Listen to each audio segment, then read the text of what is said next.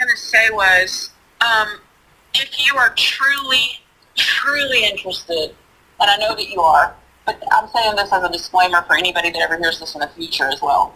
If you are truly interested in how to go to the next level there's an avenue of spirituality. There's several avenues that we need to be very cognizant of when we are growing and learning and shedding, but there's one of those avenues is the divine feminine and the divine masculine, right? So we think of this as a novel thing. We think of this, these are the rules of engagement. If I want to keep a divine masculine, or if it's a man, if I want to keep a divine woman, these are the rules of engagement.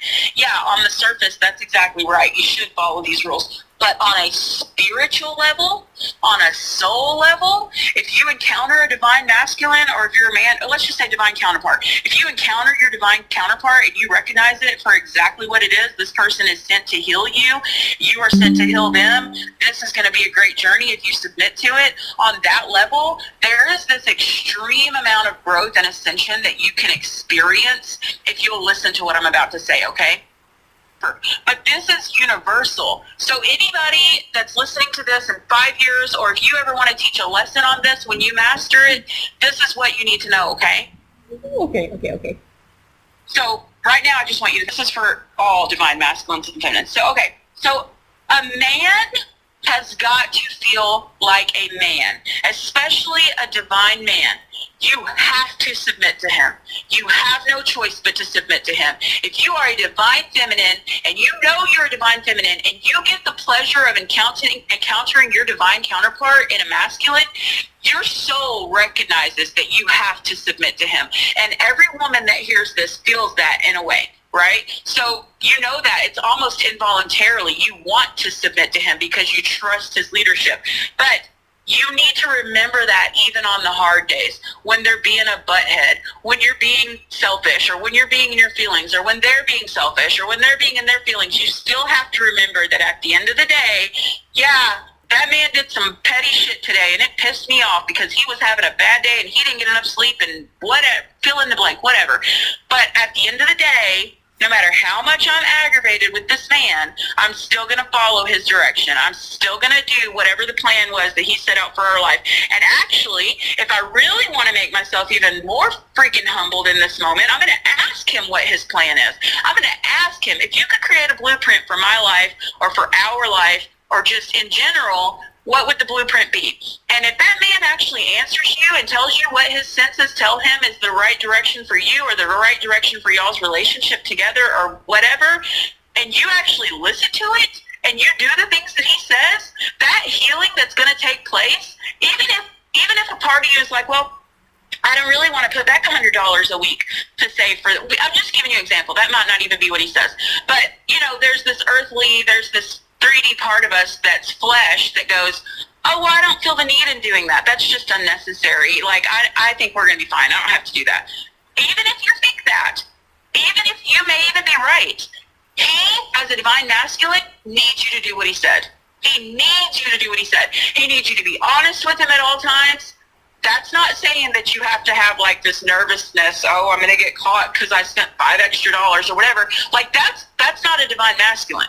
A divine masculine is not going to make you feel like shit because you spent a little bit too much and you didn't tell him. That's not what I'm talking about. Divine masculine don't care about the bullshit. They don't care. They know you're a woman. They know you're a human being. They know you have flaws. They love you because of your flaws. They don't care. I'm talking about your feelings. I'm talking about who you are inside, the version of you that you don't let anybody see. Don't hide that from that man. You let that man see all of that. You do not hide anything about your personality with him, even if you think, oh, this is really weird and quirky and he's not going to get it. You let that man see all of that, and really, truly try not to ever lie to him either. But most importantly, when he has a plan, you follow it. Because you agreed with God. When you made a covenant with that divine masculine, you made a covenant with God that you're trusting God to give you the right leader in your life, because in the physical world, the man is the leader. Now, a lot of women will hear that and they'll be thinking about a low-level man. We're not talking about low-level men. We're not talking about the men that aren't divine. We're not talking about that. Get those away from you as fast as possible, because those type of men are going to ruin you every time. We're talking about a divine masculine. In the physical world, he is the leader. God gave him that role. You cannot change that role, especially if you've been in survival mode. You're a single mother, you're a hustler, whatever. You've been doing this for so long. God will reward you with a divine masculine if you're being obedient to God. He will give you a divine masculine. And it is a test. It's a test of how well you're willing to listen to God. Because God, by giving you that gift, is saying, look, I'm going to take some of this weight off your shoulders, but I want to know if you can submit to who I chose to be your leader, because this is your leader in the physical world. But on the flip side of that, a masculine has to understand that if he is blessed enough to be received by a divine feminine, that she is the leader in the spiritual realm. She is always going to be the leader in the spiritual realm. She understands things that you will never be able to wrap your head around, because that is the feminine heart. That is the spirit of a divine feminine.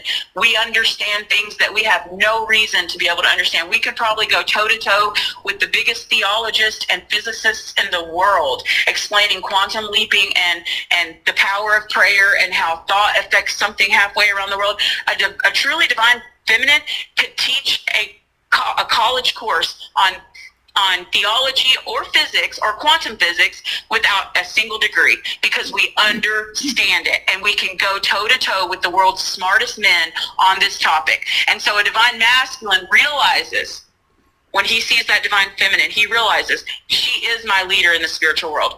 Whatever it is, whatever energy she's bringing forth, for spirituality or for love or for emotions, I better step in line if I want my life to be good. Because as soon as I start bucking her instincts, it's going to be a little bit of chaos for me. And she'll let me, a true divine woman will let you fall on your face. She'll let you, because she knows you're going to fall on your face, and she knows you're going to get hurt and you're going to come back crying and wanting her to lick your wounds. She'll let you fall as many times as you got to fall, because she knows you're just going to come right back to her like a hurt puppy anyways, right? So the divine masculine, once he understands that, he don't want to fall on his face emotionally anymore. He doesn't want to fall on his face spiritually anymore. He doesn't want mud on his face. So he's going to look to that divine feminine every time to go, how should I feel about this? How should I respond to the love that you're giving me? How should I respond to the love that my children are giving me, or my grandchildren, or my family member, or my best friend? A divine masculine is always going to look at that feminine, and he may not be saying this with his words, but if he's good, he will be. But he will be saying it with his heart.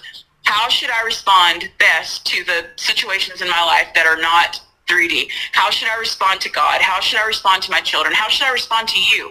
Teach me how to respond to you in the best way that moves us forward in the spiritual realm. He will always look to you for that. But if you want him to continue looking at you in that way, because God showed him that you are the smarter one in those areas, you have to let him be the smarter one in the physical. You have to. You have to fight your flesh. You have to stop doing things your way. You have to stop thinking in the back of your head, I'm going to have the final say anyway because I'm that bitch, whatever. And you have to follow his direction even when you don't feel like it. Does that make sense? Oh, yeah. And that will create healing that you have never experienced before for the man and the woman. But, side note, if you are doing it in an inauthentic way, if you are just going through the motions, it's almost like a mockery. So you're pretending, or you're doing it because you know you should do it, but your heart's not really in it. And you're just like stroking his ego because he's the divine masculine. You think that's what he needs. And I'm not talking about you, Jennifer. This is universal. This is not personal for just you. This is everybody. If you're doing that, you won't get the healing. You won't get the results, because the man, his soul could feel that you're not being authentic, but this is a performance. Yeah, because you're being fake. Right. That's exhausting. Why would you do that? Yeah, there's a woman out there that needs to hear that somewhere. Oh, yeah. That most women make, and men, but I'll start with women, the problem that most women make is we're treating these low-level dumbasses that are stuck living in the gutters like they're divine masculine. We're giving them all the gifts and benefits of a divine masculine, and they haven't done shit to earn that title. And vice versa. There are divine men out there who are giving these low-level, gutter-ass, hood-rat women all of these benefits that only a divine feminine should be receiving, and then they're wondering why their life is chaos. You cannot be unequally yoked. You cannot be a spiritual master and be divine and be linked up with a low-level man. You cannot be a divine masculine and be linked up with a low-level manipulative woman. It will never work. You cannot heal them. You cannot. You cannot do enough work inside yourself to heal that low-level person. You have to only be linked up with a divine masculine. Makes sense. And you want to know how? You want to know how you know if they're divine masculine? They want to provide for you. They don't throw it in your face. They genuinely want what's best for you. Now, they might piss you off. They might do some things and say some things that are going to hurt your feelings, but it's not coming from a place of meanness. They're not being spiteful. They're not trying to be a narcissist with you. If a divine masculine pisses you off or if a divine feminine pisses you off, it's because they're challenging you to be better. That's how you know the difference. A low-level person will piss you off just because it's their ego, it's their narcissism, it's whatever. A divine person will piss you off because they're challenging you to do better. Amen. It doesn't even feel like a challenge. Right. So if you're pissed off and you're aggravated with somebody and you're trying to figure out if this is a divine person, think to yourself, are they being nasty because they are just a nasty person and wants everybody else to feel nasty too? Or are they being this way because some part of them recognizes that some part of me could step up in this area? That's how you know. Yeah. And I'm dealing with it too. Ronnie is such a soft-spoken, go with the flow, willing to sit in the back seat if he's with a strong woman type of person, that it's easy for me to almost take the leadership role. And I have done that too many times. But what I'm realizing now is I actually set myself up for failure when I would do that, because I have a dominant, he has a submissive personality, and there's nothing wrong with either of those things. That's just who we are. That's how we were built, whatever. But if I want true glory in this relationship and I want true spiritual ascension, I'm going to still recognize the divine masculine in him, and I'm still going to submit to it. And I've been dealing with that lately because there's a bunch of ideas that maybe I'm dancing around, or I'm saying, well, let me think about it and make sure you're right first. That's bullshit. I should not do that with him. When he has an idea and because he is so soft-spoken and he is so easygoing, so for him to voice his opinion about something to me, it shouldn't rub my ego the wrong way, because I know he's a divine masculine. I chose him to be my divine masculine, and I should just submit to it, period. And I would have that growth that I crave. So I'm actually in the process of learning this lesson myself again.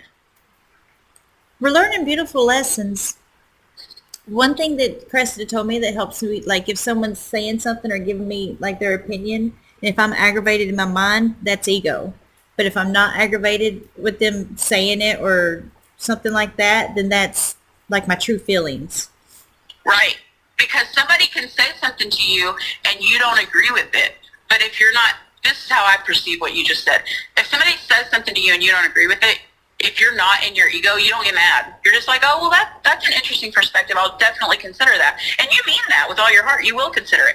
But at the end of the day, you still, if you didn't agree with what they said, you're still going to do what it is that you needed to do anyways. You know what I mean? Yeah. Does that make sense? Yeah. But if you're in your ego and somebody says something that you don't agree with, you get triggered AF. Mm-hmm.